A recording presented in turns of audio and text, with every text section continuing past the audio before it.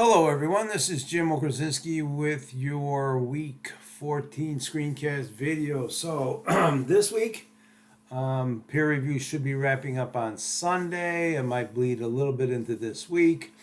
I've kept the schedule light, as I mentioned, with only the discussion board number 14, the initial post for exercise 5.1 in the textbook.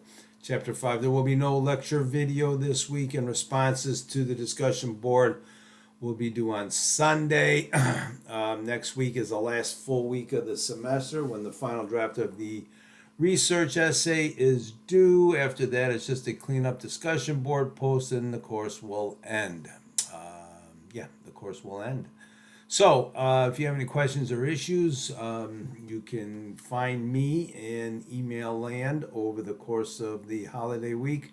I will be checking email periodically there. Like most people, I'll probably be with family and friends. So let's take a look at the discussion board. It is exercise 5.1. You can read the first steps. It's a useful activity to highlight the differences between the voices in your draft, in your Google Doc or your Word doc.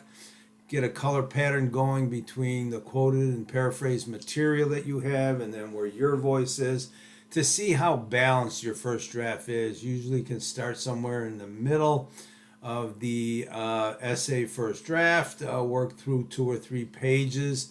It'll see where you might need some more commentary at the end of a paragraph, or you might need a better integration, or probably even more than likely a better lead-in or topic sentence that'll lead into your source information to provide a little balance in being able to pull together that quote sandwich that we've been talking about here, that I've been commenting on. All right.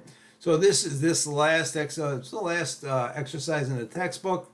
Like I said, final draft will be due in week 15. And then we'll clean up with a discussion board post on week 16 into the finals week there. So this is coming down to it. All right, so I hope everyone enjoys the Thanksgiving holiday.